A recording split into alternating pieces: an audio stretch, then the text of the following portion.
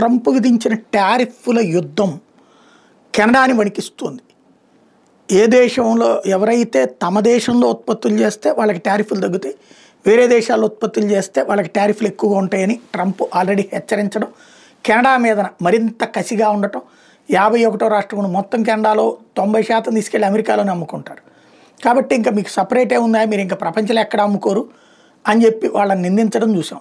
ఇప్పుడు కెనడాలో ప్రధానమంత్రి మారాడు, అయినా కూడా అక్కడ ఇండస్ట్రియలిస్టులకి ఇన్వెస్టర్లకి కెనడా మీద మోజు తగ్గింది, భయం పెరిగింది.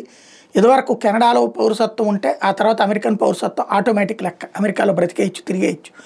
ఇప్పుడు అట్లాంటి వాటిలో రిస్ట్రిక్షన్స్ కూడా వస్తున్నటువంటి నేపథ్యంలో $100 బిలియన్ విలువైనటువంటి కెనడాకి సంబంధించినటువంటి కంపెనీలు మొన్న ఫిబ్రవరి నుంచి ఈ జూలైలోపు దారుణంగా వెళ్ళిపోయినాయి. దేశం విడిచి వెళ్ళిపోయినటువంటి వాటి సంఖ్య క్రమంగా పెరిగిపోతా వస్తుంది. అవన్నీ కూడా అమెరికా బాట పడుతూ ఉండటం అన్నది కెనడాకి పెద్ద సమస్యగా వచ్చింది.